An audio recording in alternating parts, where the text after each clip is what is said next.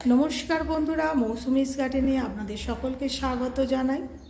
बंधुरा आज के आपनारा देखते पाच्छेन एकटी बेल फुलेर गाछ और ये बेल फुलेर गाছে कि प्रचुर परिमाणे कुड़ी एसेছে। এই গাছটি আমি আমার বাড়ির সামনে লাগিয়েছি, খুবই ছোট একটি গাছ। কিছুদিন আগেই আমি গাছের ডালপালাগুলো কাটিং করে দিয়েছিলাম আর সেই কাটিং থেকে নতুন নতুন ডাল এসেছে আর তাতে গাছ ভর্তি কুড়িতে ভরে গেছে।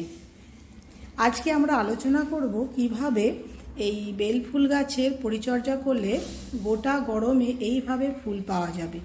বন্ধুরা, গাছটি আমি মাটিতে বসিয়েছি, আপনারা মাটিতে বা গামলাতে যে কোনো জায়গাতেই এই বেল ফুলের গাছ বসান না কেন, মাটি সব সময় ঝুরঝুরে এবং শুকনো হতে হবে। মাটিতে যদি জলের পরিমাণ সব সময় বেশি থাকে তাহলে কিন্তু এই বেলফুল গাছে ফুল খুবই কম পাওয়া যাবে।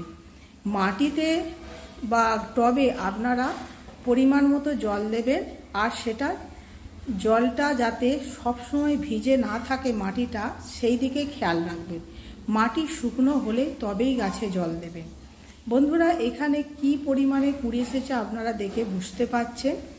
এই সময় আমি কিছু সার প্রয়োগ করব যাতে গোটা গরমে প্রচুর পরিমাণে ফুল পাওয়া যাবে এইভাবেই।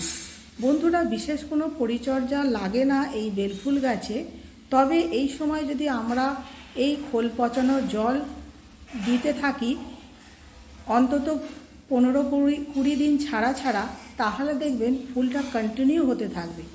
আর বন্ধুরা, এই যে লিকুইড ফার্টিলাইজারটা আমি দিলাম, খোল পচানো জলটা, এটা আপনারা 15-20 দিন অন্তর দেবেন।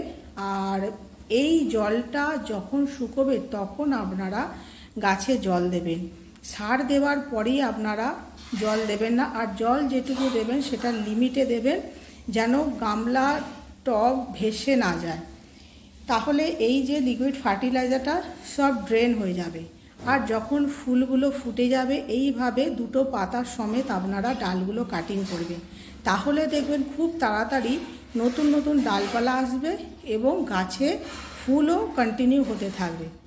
আশা করি ভিডিওটি আপনাদের ভালো লেগেছে। ভিডিওটি দেখার জন্য সকলকে ধন্যবাদ জানাই। নমস্কার।